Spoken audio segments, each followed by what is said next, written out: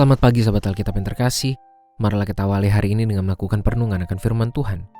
Bacaan Alkitab kita pada hari ini berasal dari surat Roma pasal yang 10 ayat 16 sampai 21. Tetapi tidak semua orang telah menerima kabar baik itu. Yesaya sendiri berkata, Tuhan, siapakah yang percaya kepada pemberitaan kami? Jadi iman timbul dari pendengaran dan pendengaran oleh firman Kristus.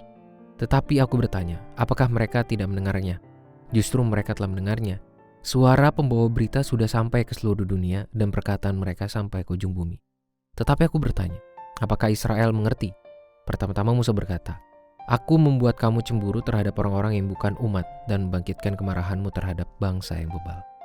Lagi pula dengan berani Yesaya mengatakan, Aku telah berkenan ditemukan mereka yang tidak mencari aku. Aku telah menampakkan diri kepada mereka yang tidak menanyakan aku.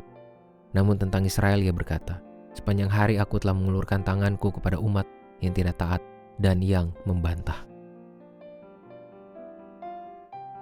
Sahabat Alkitab, tulisan Paulus pada teks ini sudah sangat lugas dalam menekankan mengenai pentingnya peran pendengaran atas firman Allah. Secara lebih luas, ia telah mengutip perkataan para nabi mengenai sikap umat Allah yang justru menyia-nyiakan kesempatan untuk mengalami firman Allah yang telah tersedia. Kehadiran firman Allah yang dimulai oleh pemberitaan para nabi sesungguhnya menjadi wujud dari gerakan Allah yang ingin merengkuh umat semakin erat ke dalam dekapan kasih-Nya. Namun sikap penolakan dari mereka itulah yang telah menyia-nyiakan kesempatan yang tak ternilai tersebut. Meski demikian, Allah tidaklah membiarkan firman-Nya menjadi tak bernilai, hanya oleh karena perilaku yang tak bertanggung jawab demikian, melainkan Allah membuat jangkauan firman-Nya menjadi semakin luas. Satu-satunya hambatan bagi manusia untuk mengakses firman Allah merupakan keengganan diri untuk menanggapinya. Artinya, Allah telah memberikan ruang dan kesempatan yang begitu besar bagi setiap hati yang merindukan firman-Nya.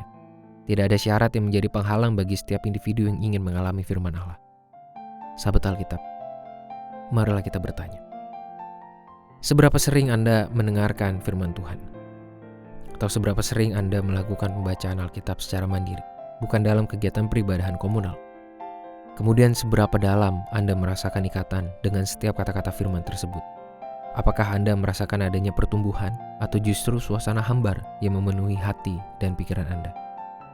Pertanyaan-pertanyaan ini bukanlah dimaksudkan sebagai penghakiman bagi setiap kita, melainkan sebagai ajakan untuk mencermati secara jujur di hadapan Allah mengenai kualitas hubungan yang kita bangun melalui teks firman Allah tersebut.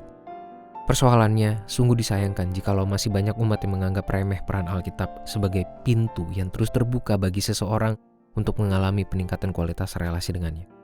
Padahal kita perlu menyadari bahwa sebagai orang yang hidup di masa modern ini, kita tidaklah kesulitan untuk mengakses teks Alkitab maupun mendengarkan beragam pengajaran firman Allah yang terbuka secara luas dan masif. Namun, apakah kita sudah sungguh-sungguh mengoptimalkannya? Marilah kita berdoa. Tuhan, terima kasih untuk kesempatan akses yang terbuka begitu besar bagi kami terhadap firman Tuhan. Tapi ampuni kami Tuhan, kalau kami masih sering menyia-nyiakan setiap kesempatan itu. Kami belum mengoptimalkan pertumbuhan iman melalui pendengaran pembacaan akan firman-Mu. Tolong kami Tuhan untuk menjadi umat yang setia dan konsisten untuk menggapai firman-Mu terus-menerus dalam kehidupan kami. Kami menjadikan firman Tuhan sebagai bagian yang intim dalam kehidupan kami. Kami menikmati relasi kami dengan-Mu. Hanya di dalam nama Tuhan kami Yesus Kristus kami berdoa dan menyerahkan kehidupan kami. Amin.